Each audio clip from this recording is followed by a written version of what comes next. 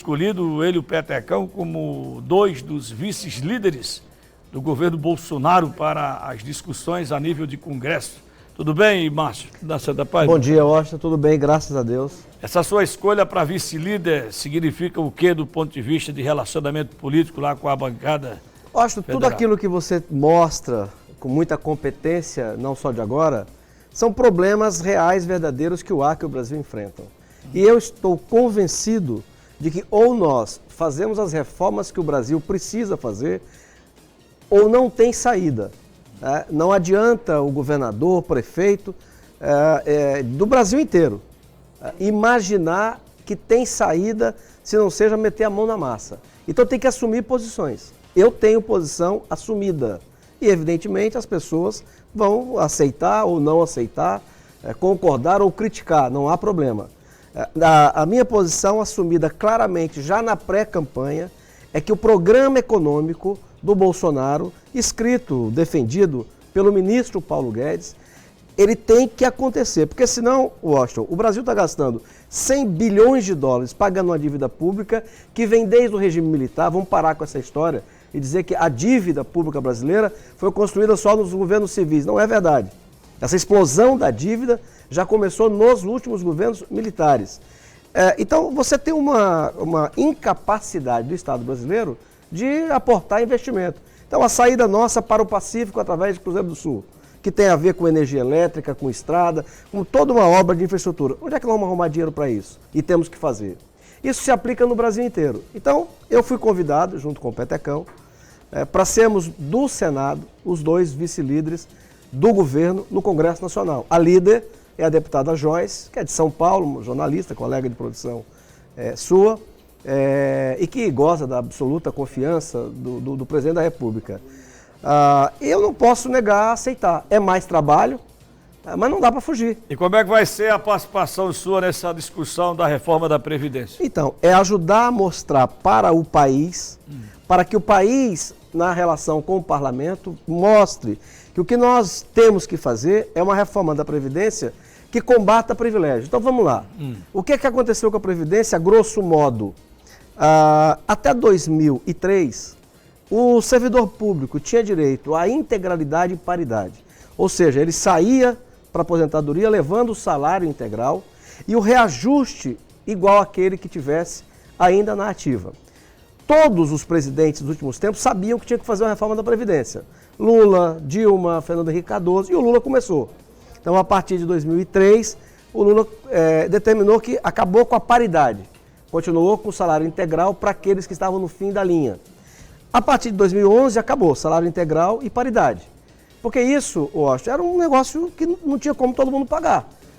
Eu que tenho irmãs no Serviço Público Federal, por exemplo, é lógico, amigos meus que são funcionários, lógico, eu gostaria que eles se aposentassem com 40 anos, recebendo salário integral. Só que a conta não fecha.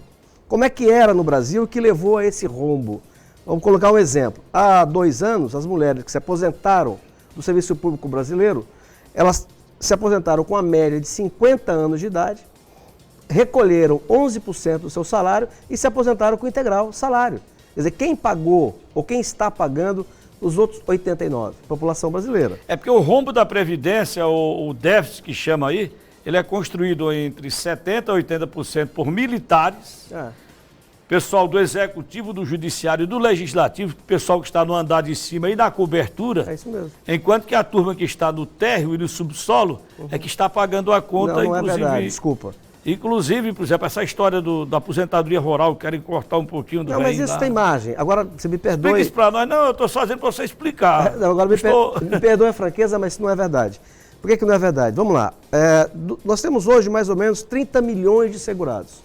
Desses 30 milhões, 1 milhão é servidor público, que é onde está o grosso dos exageros, no Executivo, no Legislativo e no Judiciário. Vamos combater isso mesmo? E que nós estamos acabando. Não, a proposta de reforma acaba com todas as aposentadorias especiais, a começar pela dos políticos. Eu não tenho, mas poderia ter. Então, ela se acaba. Então, todos do Executivo, do Judiciário e do Legislativo, e você tem razão, que é o que compõe esse quadro de excepcionalidade, acabam.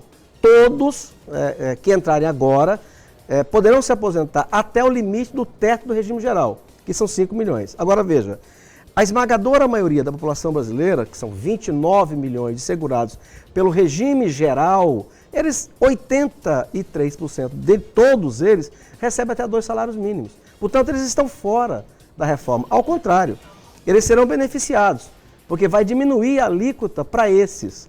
Então, o grosso daqueles que estão segurados, vou repetir, é 1 milhão de funcionários públicos e 29 milhões do regime geral, que recebem esses até, no máximo, 5 mil reais. Vão continuar com esse limite. Então, qual é a questão fundamental? Primeiro, é aumentar a idade, porque hoje as pessoas vivem mais. As pessoas que, por exemplo, vamos dar um dado. Hoje, a população acima de 65 anos de idade no Brasil é 10%. Em 2040, o que para mim e para você é muita coisa, porque daqui a 21 anos nós vamos estar bem mais para lá do que para cá. Mas já fizemos a curva já. Já fizemos. Infelizmente já temos mais passado do que futuro. É verdade. Mas em 2040, que para o país não é nada, 21 anos de idade, a população acima de 65 anos de idade vai para 25%. Então não há como sustentar. Então o regime, a proposta, ela tem que combater o quê? O privilégio, então do executivo, do legislativo e judiciário, e ela está combatendo. Ela aprovada, quem entrar no executivo, no legislativo ou no judiciário, vai poder se aposentar no máximo com esses 5 mil reais, que é o do regime geral da Previdência, e isso para poder fazer com que as pessoas recebam. Agora, desde 2011 foi criado, e é opcional para o servidor, um outro fundo. Se ele quer, ele entrou na carreira, ele quer se aposentar com mais do que 5 mil reais, ele vai aderir, é uma adesão, e vai contribuir mais e vai receber mais. Você disse que não vai se aposentar como político. No seu caso, você se aposentaria como o quê? E qual seria o seu teto para o Márcio Bittar se aposentar sem ser político quando chegar a idade, obviamente? Eu trabalhei a vida inteira com meu pai na área rural. Quando meu pai morreu, a família me deu 20% da propriedade que era dele, porque eu, dos 6 filhos, dos 8 filhos do meu pai, fui o único que trabalhei com ele. Então a família, em homenagem, me deu 20%. E a minha vida toda de trabalho, eu tinha uma outra parceria com o irmão meu. Enfim, e há poucos anos eu vendi as minhas propriedades, eu tinha 2 propriedades rurais, eu vendi e é desse dinheiro que vem a minha velhice. Se Deus permitir que eu me envelheça, que eu quero, né? Então sua aposentadoria é particular? É particular, é privada. Eu queria estar assim também, como eu queria estar nessa situação. Mas voltando a falar do relacionamento aí seu com o Bolsonaro, com o governo federal, o governo estadual, já que vocês como vice-líderes também terão uma proximidade dele. E por que é que o Acre, nessa relação de obras de infraestrutura, ficou fora, pelo menos a priori, das grandes obras do governo federal? A única grande obra próxima ao Acre é a ponte que fica em Rondônia e que foi começada no governo Lula ainda e até lá não terminou. De qualquer forma, a ponte sobre o Rio Madeira é uma obra que interessa talvez mais a nós do que a Rondônia. A médio prazo, numa visão estratégica de uma relação bilateral Brasil-Peru através da 364, logicamente interessa também muito a Rondônia. Mas hoje, do jeito que está, sem o mercado aberto para a Ásia, para a costa norte-americana, parte dela, através de uma saída para o Pacífico via Juruá, ela interessa muito mais a nós do que a Rondônia. A Rondônia praticamente não usa isso do ponto de vista econômico. Agora, isso é uma verdade, eu venho falando isso há muitos anos, que na hora de preservar, de criar reservas e mais reservas, leis e mais leis, que nos impedem praticamente de produzir, diferentemente do sul e do sudeste do Brasil, nos usaram. Mas na hora de fazer a compensação... Não vem a nós, né? Aí você tem, o Amazonas tem uma compensação, que é a Zona Franca, que foi criada pelo regime militar, não era por pretexto de recompensa ambiental, mas hoje ela é mantida com este argumento. O argumento original, ninguém nem mais toca. O argumento que se mantém é isso. Agora, nós, o Amapá e Roraima, que eu considero os 3 estados da Amazônia mais prejudicados, não tivemos recompensa. Então, o governo Bolsonaro começa na mesma linha dos outros, sem compreender que é preciso dar ao Acre o retorno para que a gente sobreviva e saia da dependência econômica de Brasília. Eu não quero passar a vida inteira, meus filhos, netos, né, precisando de emendinha individual em Brasília. Mas para isso o governo brasileiro tem que ter grandeza de compreender que obras importantes precisam ser feitas no Acre. Meu caro Márcio Bittar, o governo que você ajudou a eleger, o governo estadual, o Glácio Cameli, nós mostramos agora há pouco, inclusive, a declaração de um deputado questionando quem é que manda no governo, que o governador não estaria governando, que estariam governando pessoas que não passaram pelas urnas, e etc e tal, e que isso tem provocado um desgaste até de relacionamento com os pretensos apoiadores na Assembleia. O governo que você ajudou a eleger está se desgastando já? Eu acho que todo governo, assim como o do Bolsonaro, tem uma lua de mel, da vitória à posse. E depois vem a realidade, que é muito difícil. Eu acabei de falar para você, eu tenho consciência clara e vou pagar o preço pela minha posição, pelo que eu acho. Eu sou 100% convencido que a maior ajuda que eu posso dar para o meu estado, para o nosso estado, é ajudar a arrumar o Brasil. Senão não tem dinheiro, né? E o governo, assim que assume, pega uma situação dificílima, né, que contrasta com a lua de mel da campanha e do pós-eleição e tal. Então isso está acontecendo com o Gladson e está acontecendo com o Bolsonaro. Agora, Washington, Márcio, eu sou senador. O que eu converso com o Petecão, com a Maílza e com a bancada federal em Brasília? Digo, olha, não é que nós não enxergamos ou não temos aqui e acolá uma divergência com alguma atitude. Agora, só que nós temos uma obrigação, independente de qualquer coisa, de qualquer atitude que cada um tem uma forma de fazer, nós temos que ajudar. Então a bancada federal, a meu juízo, não compete o papel de ficar colocando mais lenha na fogueira, que já tem quem faça. Então a bancada federal, na minha opinião, ela deve se conter, saber que ela tem uma responsabilidade com o governo eleito. A responsabilidade não é só dele, é minha também, é da bancada federal também, que ajudou, que apoiou, que defendeu. E o nosso papel é destravar Brasília. Então, nesse sentido, eu entendo que tanto o Petecão quanto eu fomos chamados a trabalhar um pouco mais, não podíamos negar. O Kassab está criando problema lá com o Petecão. Eu disse, Petecão, isso é um absurdo. O Kassab, quando resolveu ir para o governo do PT, ele não perguntou à bancada, não consultou ninguém. Agora você que apoia o governo, tem que pedir benção para ele. Ele ficou chateado. O Petecão está enfrentando problema por ter aceito o convite e tal. Agora, lógico que é mais trabalho, que nós vamos ter que fazer um empenho com os outros senadores, em nome do governo, mas também nos aproxima mais do governo, o que é o nosso interesse para quê? Para ajudar o Estado. Para terminar rapidinho, meu caro Márcio Bittar, tem uma matéria circulando na rede social hoje, dando conta de uma proposta sua apresentada, né, recentemente. Qual delas? Tem uma aqui que eu vi hoje, junto a... parece que é o Ministério da Defesa, coisa nesse sentido. Tem algo, o que é que está rolando nesse sentido? Olha, eu apresentei vários projetos de lei, emendas constitucionais, então não sei bem quais são. Na segurança eu apresentei um pacote, duas PECs, 2 projetos de emenda constitucional e 6 projetos de lei, né? Todos eles no sentido do endurecimento das leis brasileiras, combatendo a criminalidade.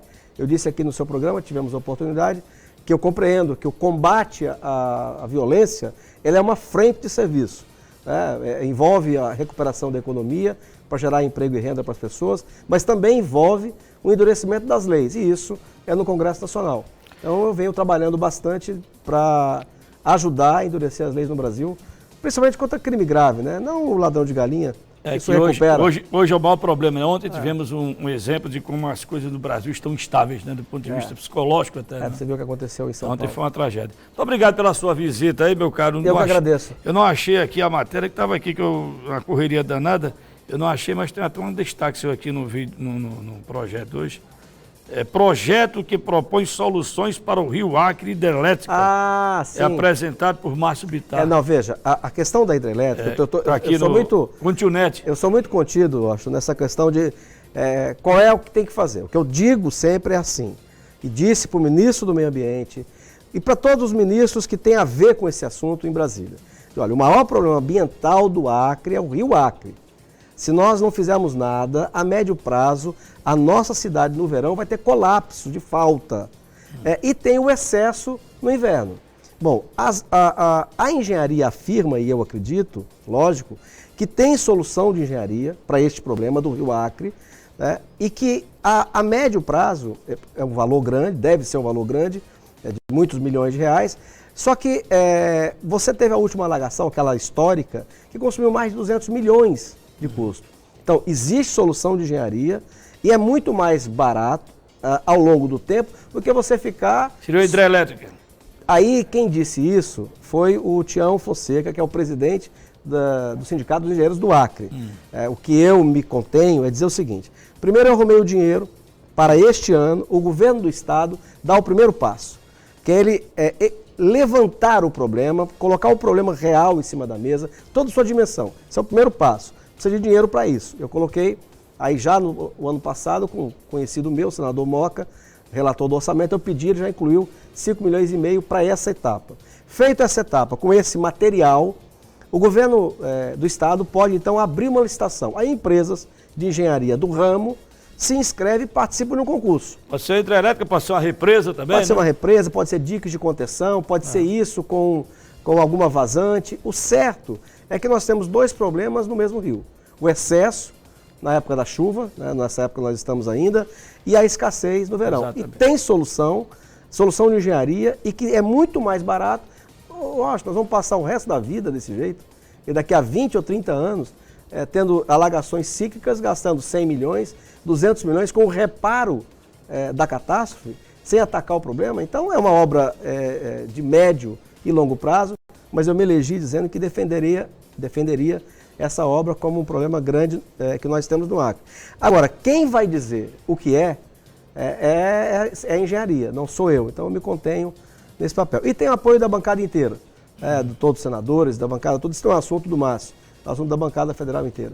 Obrigado pela sua visita, Márcio Bittar, senador da República e um dos vice-líderes do governo Bolsonaro no Senado Federal. Eu que agradeço. Para terminar o nosso programa, tem o Ronaldo Guerra aí falando de um reforço que a Polícia Militar está recebendo.